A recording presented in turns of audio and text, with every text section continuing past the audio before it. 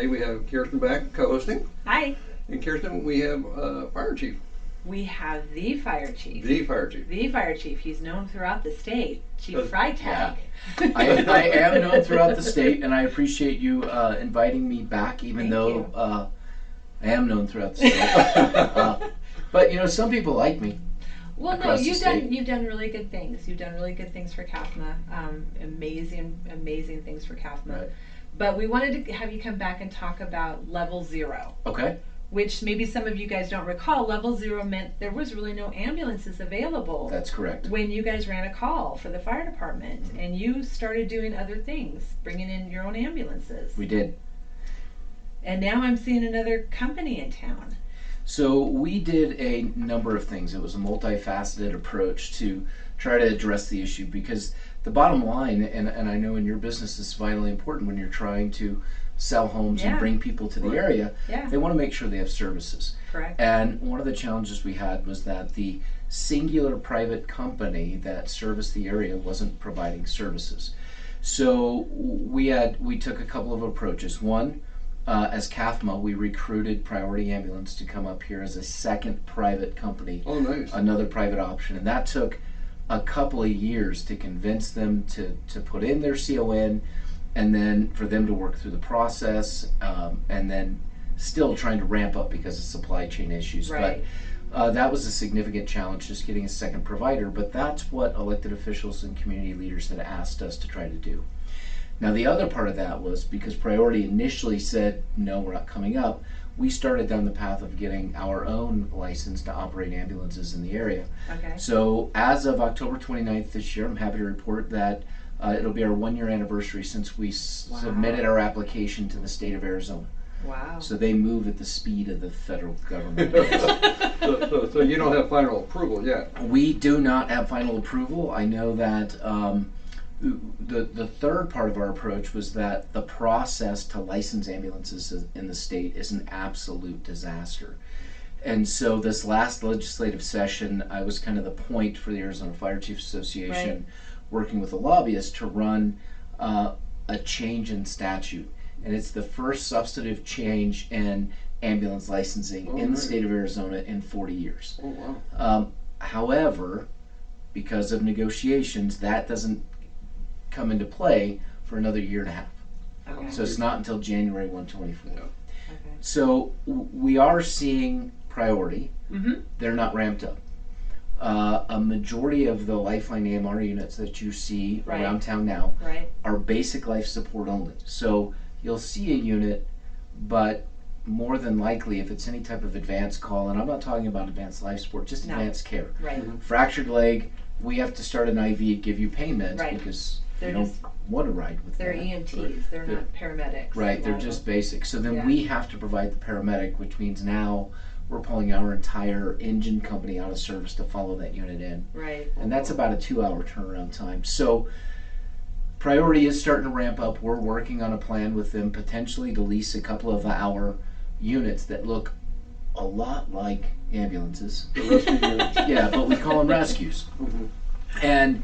But if Priority leases a couple of those from us, then they can be certified in the state as ambulances under Priority CON. Okay. And then we can work jointly to have an EMT and a paramedic on the unit until they can get ramped up and until we can get our CON. Now, So would it be your paramedic or EMT on their unit, or they would provide the staff? they would provide the EMT and then we would provide a paramedic, and they would pay us back for that medic when we can provide them. So they would work like a 24-hour shift or whatever Correct. Priority requires. Correct. And we would have to do a lot of screening to make sure, because now we have another entity's employee in our facilities. Oh, they would be based in your crew. Right, quarters. they'd be based in our quarters, which Okay. creates some challenges, nothing we can't overcome on a temporary basis. Right. But, you know, with Priority just moving up here, you know how the commercial market is right now. Right. And they're looking for real estate for bases, they're trying to get ambulances in. And so as a stopgap to provide better for the citizens, if we can lease those units to them, joint staff them, then we're better off. Yeah. No. So now the call times now, because Priority and you have your rescue units, it has there's no more that we're not seeing them show up 45 minutes later now. No, we're not seeing those types of response times, and part of that is because Lifeline has put a number of basic EMTs straight out of school on the street in a rig, Oh, wow. and so our paramedics right in. They're doing what they can, right? I mean, I know they're trying. Yeah. And then Priority has some folks, and then we're just automatically dispatching our rescue units if there's no units available, because somebody's got to respond, and we're just not going to wait anymore. So, but I think there's a good relationship. I know there's a really good relationship between us and Priority. There is a good relationship between the AMR crews in the field and our folks in the field. Yeah. It's a management to management issue business model. Some may ask, though, and I think this is important to point out, why would CAFMA still need a license to operate ambulances if there's a second private company in the area? Good, valid point. What is so? So Lifeline, we've talked about them being owned by a private equity firm, GMR, based out of New York. And what we know about private equity firms is they need to generate revenue. Right. It's a cash basis. It's not really about providing a level of service. It's about These the are bottom line. investors. Yeah, investors. So they want a return on their investment. So Priority is also owned by a venture capital firm, Okay. and they were one of the delays in getting their final CON was they were in the process of being sold. And so they've been purchased by another venture capital firm. Seems pretty stable. Same players in place right now. That's today. What about 5 or 10 years from now? And do we want our community back in the same position we've been in the last 8 or 9 years where we haven't had service? Or should we at least have the ability, like many in the Valley have, to scale up if it becomes necessary to ensure that our community and our citizens are taken care of? So let me ask you a question. Financially, if you guys keep your rescue units, Right. do you charge for transport? We would bill your insurance company for transport services. Our plan at this point would be to not balance bill residents of our jurisdiction. So if you live in CAFMA's jurisdiction, our plan is to not balance bill you whatever your medical insurance doesn't pay. But if you live outside of CAFMA's jurisdiction, then we'll balance bill whatever your insurance doesn't pay. So is this a possible revenue stream then for CAFMA?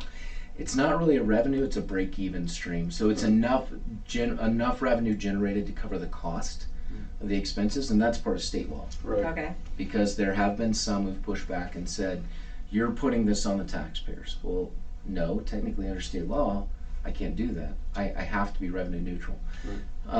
The other part of this, though, too, is I come from Missouri. It's a completely different mindset than Arizona. And we just had governmental entities that provided 911 emergency services because, quite frankly, the private companies couldn't do it. Right. They couldn't keep up. And the taxpayers expected service when they called 911 for law enforcement, fire, and police. Yeah. And that's tax-based, Right. most of it. So it's a little different philosophy, but I think it's important that we continue to move forward with our plan and ensure the safety of our citizens. That being said, we've had so much growth Oh, in the yeah. last 5 years, and you guys haven't really built any new stations that I'm aware of. Maybe Yeah. you have. We have not. Okay. We have not built any new stations in the 9 years that I've been here. So is it time? It absolutely, yes. I don't want to put you too hot there, but No. like, shouldn't you kind of maybe? We've identified places for stations, but we can't build stations. One of the challenges today is just a station, like when Station 58 on Robert Road was built 9 or 10 years ago, it cost about $2.5 million.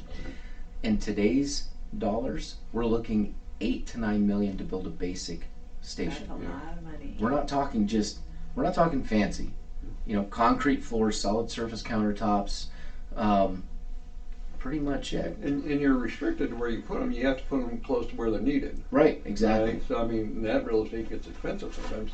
And data tells us where they need to go. But see, okay, so now I have an advantage because my husband's retired from CAFMA. Sure. And he was very nice enough to send me your newsletter. Oh, And very you're nice. an excellent writer. Thank I you. truly enjoyed it. But then I got to the very back where it says unit workload history. Yeah. And these are the calls that you're running. That's correct.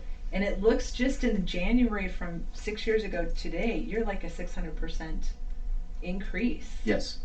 Which I'm like, wow. Oh yeah. I don't think many of our residents understand how many calls you guys run a year. No, and just to give you an example, I was sitting talking to one of our board members who will be seated in December, and she's been doing some ride-alongs, and she said, I rode along with Engine 53, which is in the heart of Prescott Valley. Busy one. And she said, we left the station at 8:05 in the morning running calls, Yeah. and we didn't get back until 8:30 that night. Oh, wow. Yeah, they oftentimes No, I don't. did not know that. Yeah. That one, and I thought 51 was the other busy one. 51 super busy, especially running in and backing up the city of Prescott, which is a great working relationship. We have a fantastic working relationship with the city of Prescott. So I appreciate you coming back and telling us about priority, and I appreciate you coming back and telling us how you guys have actually dealt with the situation that really needed to be addressed Yes. in our community so desperately that many of the residents didn't even know about. Right. And that was huge. And you know, there are some people who are not thrilled with me across the state, mainly if you look at the capital itself, because of the changes in statute. Some people were upset about the if you want to call it, they call it a campaign. But the reality was we tried for 7 years to be nice and offer recommendations for improving services, and no one would listen. And the community had no idea. No, and they were suffering and not even knowing they were suffering. So we were left with very few options other than we have to daylight this issue, and the only way to daylight it is just to be brutally honest with the public about what's going on. Steve, do you have any questions? No. Because I've been kind of controlling this. I'm sorry. No, actually good information. Yeah, thank you. So, if the audience wants to learn a little bit more about your progress and some Sure. of the things you're doing, how do they find out? They can go to our website, cazfire.gov. That's a change, so it's cazfire.gov now. And we have a whole page dedicated to information about the ambulance trials and tribulations, where we are today. There's information about the legislation that was passed. That was a significant workload, just getting that legislation passed. Absolutely. But we did it, and you know, I have to give a shout out to Senate President Karen Fan, Yes. Yeah. Judy Burgess. You know, Judy was the sponsor, and Senator Fan, President Fan. Amazing. She really drove the process in the Senate, especially against. You figure it was me, with a lobbyist that we hired, who many Right. people in the area know. And then you had AMR corporate and lobbyists who were flown in from other states, Right. Wow. as well as multiple lobbyists from around the states, and what or around the state of Arizona. And what they would do is they own a whole bunch of little companies that they bought. So they would come in and say, I'm the lobbyist for ABC Ambulance. Right. I'm the lobbyist for River Medical Ambulance. Like, you're all AMR. Yeah. So it's like David versus Goliath. It really was. It was a tremendous effort, and even the state Bureau of EMS on occasion would push back, and so we had to have some very frank conversations with some folks, but it was tiring and stressful, but we got it done. But we can't thank you enough for doing it. Absolutely. Because we all will actually probably Right. one day call 911. That's right. And it's happening a lot more. Yeah. Yeah, absolutely. Well, hey, thanks for being on the show. Absolutely. And thanks, Thank you. Kristen. Thank you for your Yeah. time. So make sure you like and subscribe.